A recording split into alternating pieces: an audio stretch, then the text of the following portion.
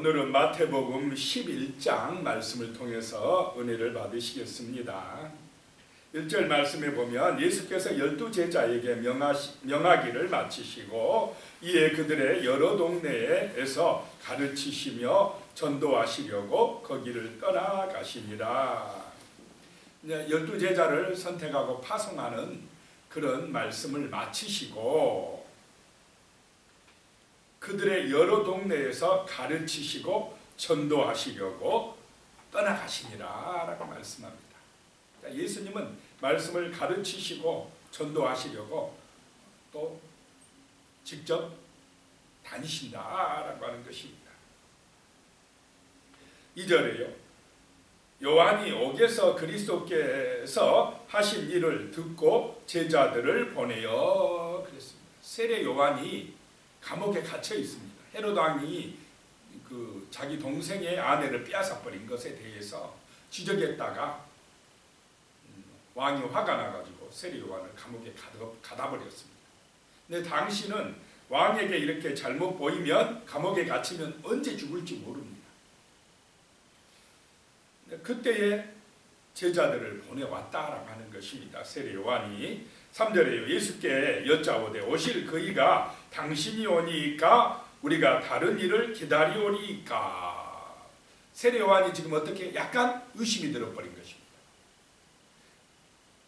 앞에는 얼마나 세례 요한이 주님 오실 길을 예비했습니까? 회개하라 천국이 가까이 왔느니라. 내 뒤에 오신 그분이 정말로 그리스도다라고 했던 세례 요한이 지금은 흔들리고 있습니다. 자, 이것이 인간의 연약함이다라고 하는 것입니다. 그렇게 어떻게 보면 이류한 여자가 낳은 자 중에 최고로 높은 자라 할 수 있는 예수님이 그렇게 말씀한 세례 요한도 이렇게 흔들린다는 것입니다. 감옥에 갇혀 있는데 예수님은 자기를 구원해 주려고 생각을 하지 않습니다. 자기가 정말 전파한 메시아 그리스도가 맞다면은 지금 로마의 식민지로 고통받는 이 유대 민족을 로마에서 해방시켜줄 그런 정치적인 메시아로 아는 것입니다. 그런데 그런 일이 일어나지 않으니까 진짜 메시아 맞는가? 라고 의심한 것입니다. 자, 4절에요. 예수께서 대답하여 이르시되 너희가 가서 듣고 보는 것을 요한에게 알리되 그랬습니다. 5절에 맹인이 보며 못 걷는 사람이 걸으며 나병 환자가 깨끗함을 받으며 못 듣는 자가 들으며 죽은 자가 살아나며 가난한 자에게 복음이 전파된다 하라 라고 말씀을 하고 있습니다. 이 말씀은 거기 보면 이사야 35장 4절에서 6절 말씀에 나온 내용을 성취하셨다는 것입니다. 거기 보면 이사야가 메시아는 이런 일을 메시아가 오시면 이런 일을 하실 것이라고 예언해 놨다는 것입니다. 그래서 봐라, 너희가 보고 들은 것 가서 세례 요한에게 이야기하라. 메시아가 오시면 할 일이 뭐냐 이 말입니다. 유대인들이 바라는 메시아는 정치적인 메시아입니다. 아주 강력한 왕이 되어서 저 로마의 정부, 로마의 권세를 무너뜨리고 유대 나라를 그냥 부강하게 해주는 그런 위대한 대통령 같은 그런 왕을 원했는데 구약에 예언된 메시아는 그런 왕입니까? 이렇게 맹인을 보게 하고 나병 환자를 깨끗하게 하고 죽은 자를 살리고 가난한 자에게 복음이 전파되게 하는 메시아입니까? 이사야가 말한 그리스도 오실 메시아는 이런 지금 예수님이 하는 사역을 하는 메시아였다라고 하는 것입니다. 그런데 유대인들은 세례 요한까지도 오해를 하고 있습니다. 성경대로가 아니라 자기들이 원하는 대로 해주는 그런 메시아를 원하니까 예수가 안 믿어지고 의심되는 것입니다. 6절에요. 누구든지 나로 말미암아 실족하지 아니하는 자는 복이 있도다 하시니라. 자, 예수로 말미암아 실족하지 않는 은혜가 임하시기 바랍니다. 예수를 육신적인 욕망을 채워주는 분으로 보면 실족합니다. 그런데 예수가 구원의 주님이시다. 예수 안에 영원한 생명이 있다. 예수가 천국의 문이다. 하나님의 아들이시다는 영적인 비밀을 아는 사람은 넘어지지 아니할 줄로 믿습니다. 거듭난 영적인 눈이 뜨인 사람이 되어야 한다는 것입니다. 7절에 그들이 떠나매 예수께서 무리에게 요한에 대하여 말씀하시되 너희가 무엇을 보려고 광야에 나갔더냐? 바람에 흔들리는 갈대냐? 자, 이제 세례 요한에 대하여 무리들에게 말씀하시는 것입니다. 광야에 누구 보러 나갔느냐? 갈대 보러 갔느냐?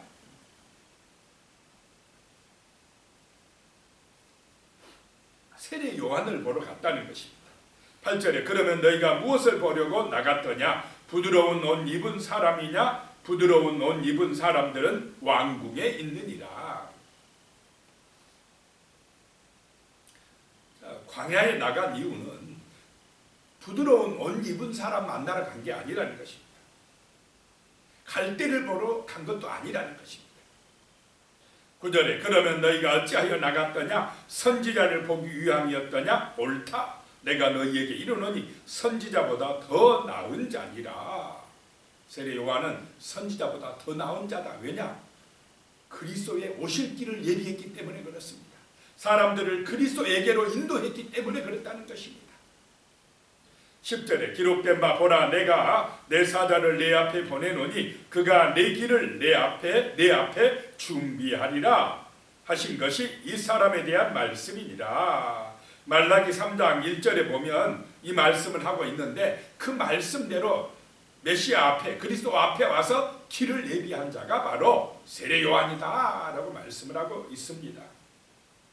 11절에요. 내가 진실로 너희에게 말하노니 여자가 낳은 자 중에 세례 요한보다 큰 이가 일어남이 없도다. 그러나 천국에서는 극히 작은 자라도 그보다 크니라 라고 말씀합니다.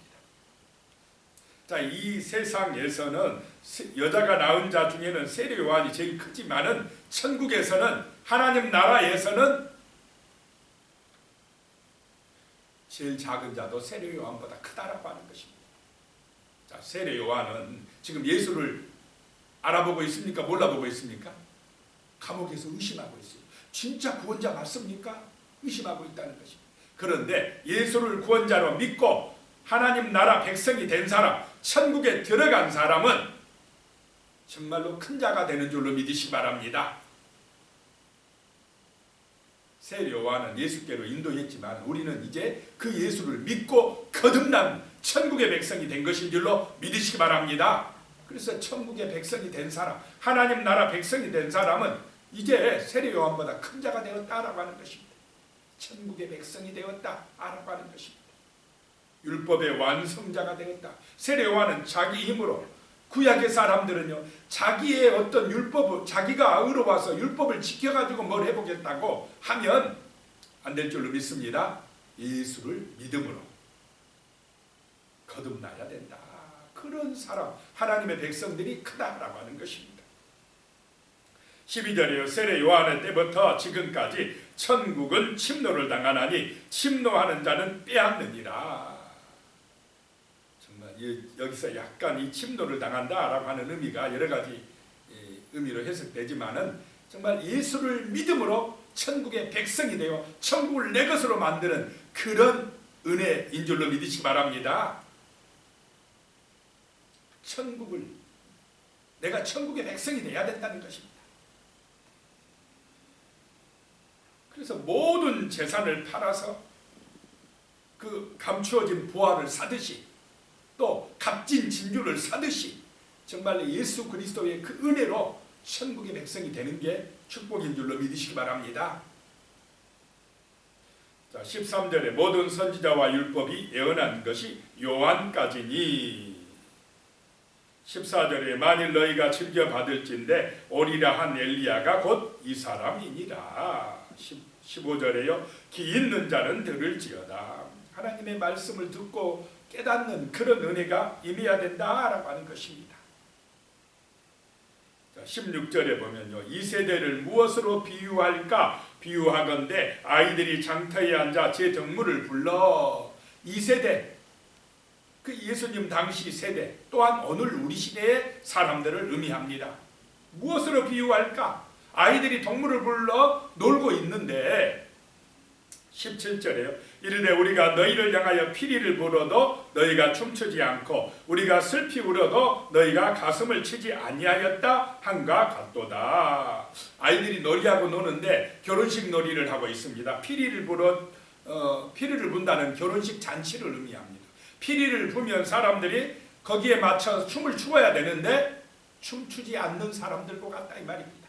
또 슬피 울어도 너희가 가슴을 치지 않는다라고 하는 것은 이것은 장례식 놀이를 말합니다. 아이들이 막 아이고 하면서 막 그런 장례식 놀이를 하는데 슬피 울며 막 가슴을 치며 놀았습니다. 그런데 아무리 울어도 반응하지를 않는다 이 말입니다.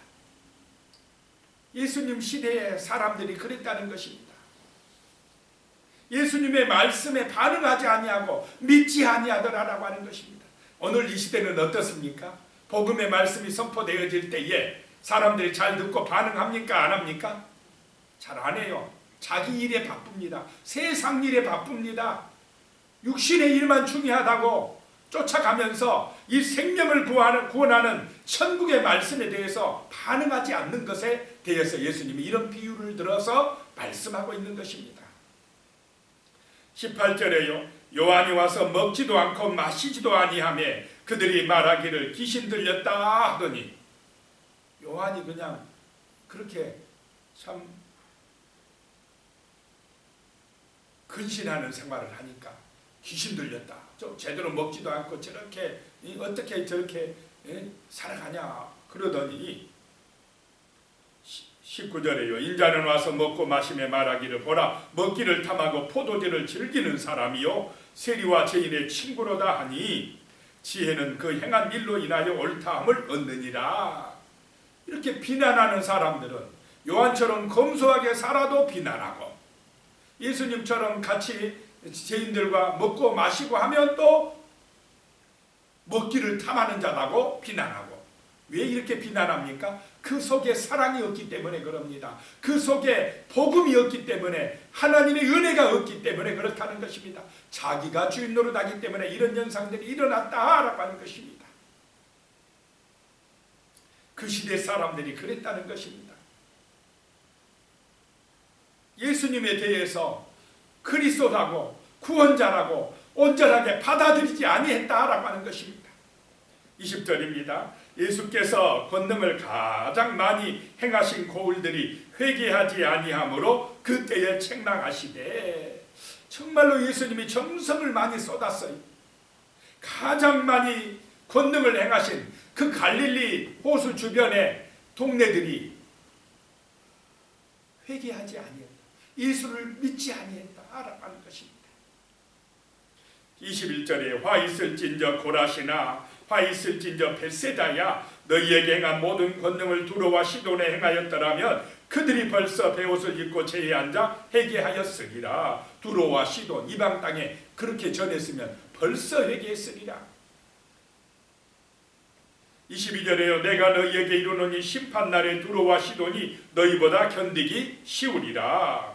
23절에요. 가버나움아 내가 하늘에까지 높아지겠느냐 음부에까지 낮아지리라. 내게 행한 모든 권능을 소돔에서 행하였더라면 그 성이 오늘까지 있었으리라.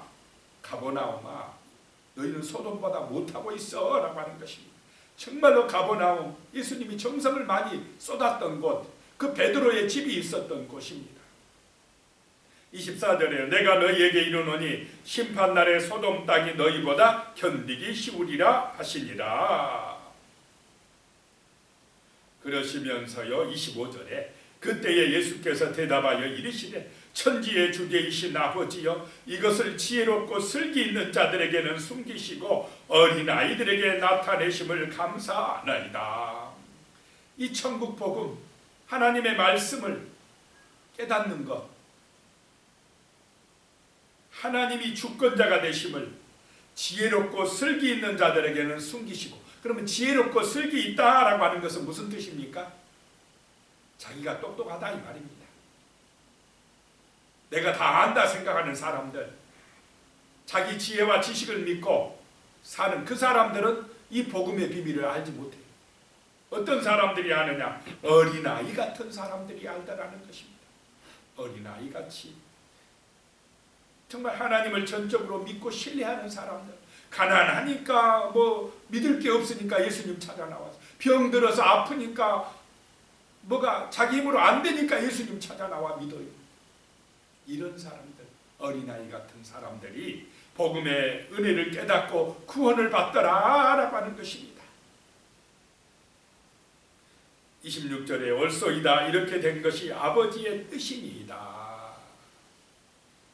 27절입니다. 내 아버지께서 모든 것을 내게 주셨으니 아버지 외에는 아들을 아는 자가 없고 아들과 또 아들의 소원대로 계시를 받는 자 외에는 아버지를 아는 자가 없느니라.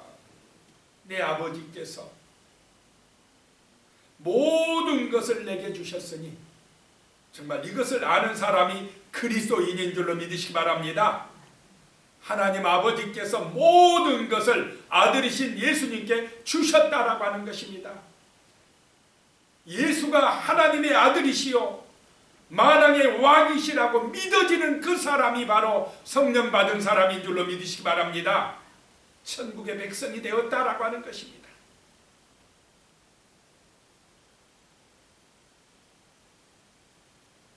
그런 사람들은 아들의 서원대로 계시를 받은 자라는 것입니다. 주 예수님의 선택을 받은 사람들이라는 것입니다.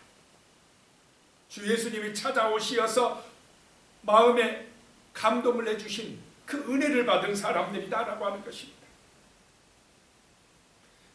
28절에요. 수고하고 무거운 짐진 자들아 다 내게로 오라 내가 너희를 쉬게 하리라.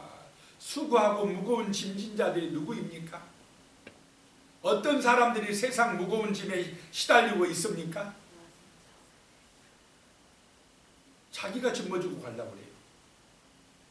이 세상 살이를 내 힘 갖고 살겠다고, 내 지식으로, 내 경험으로, 내 능력으로 살아보겠다고 하는 사람들이 수고하고 무거운 짐진 자들입니다. 자기가 주인 되어 살아가는 사람들입니다. 인생살이 힘들고 괴롭습니다. 주님을 의지해야 될 줄로 믿습니다. 주님을 믿고 의지해야 됩니다. 그런 사람들이 다 내게로 오라 이 말입니다. 주님을 목자로 의지하라는 것입니다.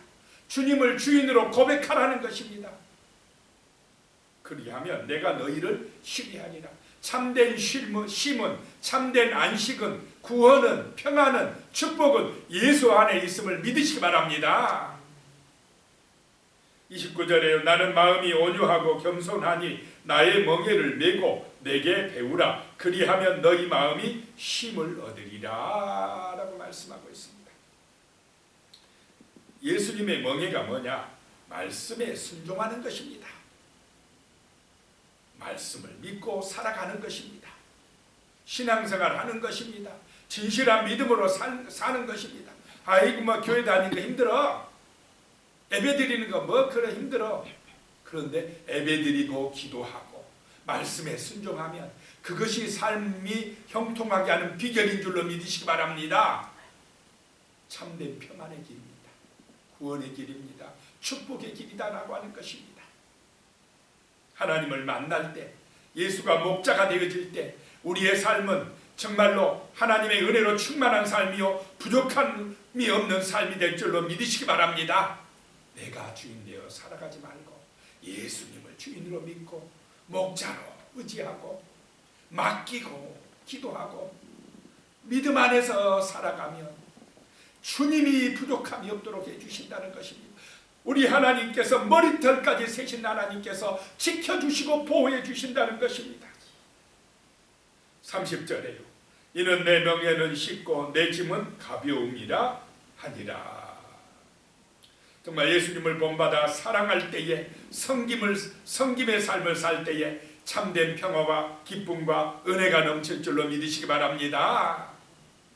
오늘 말씀을 기억하면서 같이 기도드리겠습니다. 살아계신 하나님 아버지, 정말로 예수가 나의 구원자 되심을, 예수가 나의 주인 되심을, 목자가 되심을 믿고 실족하지 않는 복 있는 삶이 되게 하여 주시옵소서. 참으로 우리의 마음에 성령의 감동과 은혜가 있으므로 예수님을 믿고 의지함으로 나의 무거운 짐들 다 주님께 맡기고 살아가는 그런 믿음의 자녀가 될 수 있도록 도와주시옵소서.